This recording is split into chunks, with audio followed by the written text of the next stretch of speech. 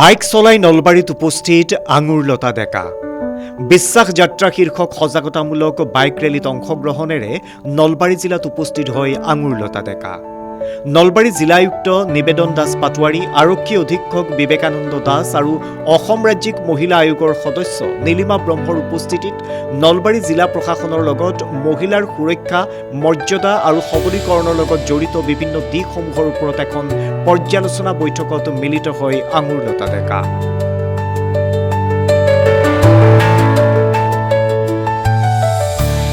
উক্ত পৰ্যালোচনা বৈঠকত মহিলাৰ সুৰক্ষাৰ সৈতে জড়িত তৃণমূল পৰ্যায়ৰ বিষয়সমূহৰ কাৰ্যকৰীকৰণ, মহিলাৰ লগত জড়িত বিভিন্ন চৰকাৰী আঁচনিৰ কাৰ্যকৰীকৰণ তথা মহিলাৰ অধিকাৰ সম্বন্ধীয় সকলোবোৰ দিশ পুংখানুপুংখভাৱে পৰ্যালোচনা কৰা হয়।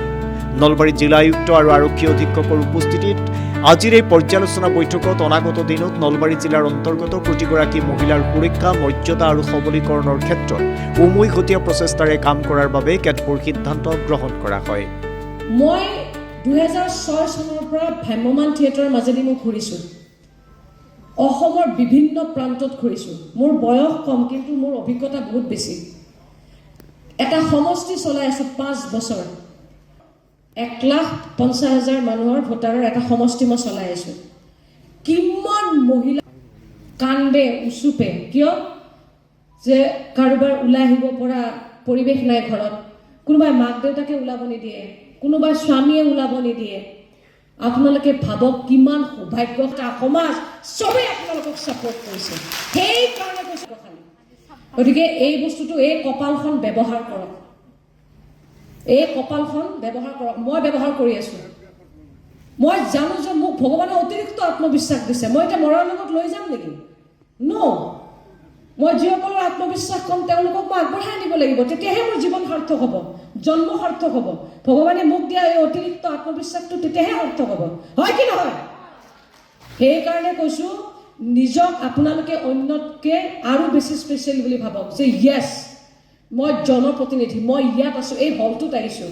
বহুতে কান্দি আছে, ইয়ালৈকে আহিব পৰা নাই, ছাপৰ্ট নাই তেওঁলোকৰ কোনো। কিমান লাকি আপোনালোক। সেইকাৰণে এই এজাহাৰখনত ভুলকে লিখা কাৰণে তেওঁলোকে এতিয়া দিগদাৰী হয়, মানে প্ৰব্লেমত পৰিছে। চল্ভ হৈ যাব, কিন্তু প্ৰব্লেমত পৰিছে। সেই এজাহাৰখন লিখোঁতে আমি আৱেগটো কিমান কণ্ট্ৰল কৰোঁ, কিমান ব্ৰেইনটো লগাওঁ। কাৰণ চব থানাটো চব মানসিকতাবিলাক বেলেগ বেলেগ ন। কোনোবা কেতিয়াবা ভাল গাইড কৰা পাই যাব, কেতিয়াবা নাপাব। নাপালে কি হ'ব? ওৱান ষ্টপ চেণ্টাৰবিলাকত এজাহাৰবিলাক কেনেকৈ লিখে তাতেও মোটামুটি এটা শিকায় তাত। গতিকে মোৰ কথাটো হৈছে কি, আমাৰ এই মহিলা আয়োগৰ যিটো বেছিক ষ্ট্ৰাকচাৰটো আছে, ব্লক লেভেলত যেতিয়া শক্তিশালী হ'ব, জিলা ইয়াতে আমাৰ যদি মহিলা গোটটো যদি শক্তিশালী হয়, তেতিয়া কি হ'ব? মহিলাবিলাকে এক্ট হৈছে তেওঁলোকৰ সন্মুখত মনৰ কথা খুলি ক'ব পৰা এটা প্লেটফৰ্ম পাব, যে মই ইয়াতে মোৰ মনৰ কথাখিনি খুলি ক'ব পাৰিছোঁ। তাৰপিছত তেওঁলোকক কি হ'ব? বোলে অমুক কেছটো আপোনালোকে থানাত যাওক। তেতিয়া থানাবিলাকৰ কিমান লোড কমি যাব। আপোনালোকে মহাৰাষ্ট্ৰ চাব, আজিয়ে চাব, তাত গোটেই প্ৰশাসন কেনেকৈ কাম কৰে।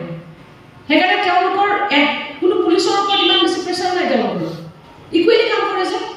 তাত একদম এটা জেগাত গৈ পেলাই কেছ, একদম তাত বহুত কেছ, কিন্তু তেওঁলোকে ধুনীয়াকৈ এটা প্লেনিঙৰ আধাৰত কৰিছে কাৰণে তেওঁলোকৰ তাতে ট্ৰেফিক হৈ নাযায়, কাৰো ওপৰত বাৰ্ডেন হৈ নাযায়গৈ। গতিকে মই যিটো কৈ আছোঁ, এইটো ষ্ট্ৰাকচাৰত পুলিচ প্ৰশাসনেও ভাল পাব, ইভেন কিজানি আদালতেও ভাল পাব, যে এটা পৰ্যায়ত আমি আমাৰ যিবিলাক ঘৰুৱা হিংসা নিৰ্যাতনত আমাৰ যিসকল মহিলা বলি হৈছে, তেওঁলোকে ব্লক লেভেলত তাত শেষ হৈ যাব আধা। তাত যিবিলাক মৰে তেওঁলোকে জিলাসমূহত আহিব।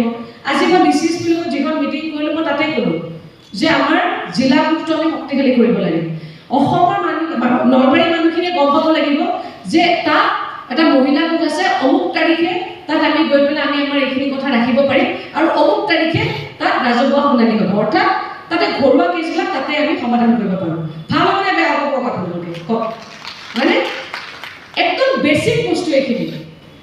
মই বাহিৰত গৈ আচৰিত হৈ।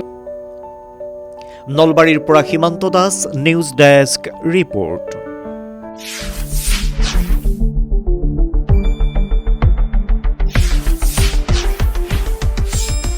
শুদ্ধ আৰু বিস্তৃত বাতৰিৰ বাবে চাই থাকক নিউজ ডেস্ক ৰিপৰ্ট।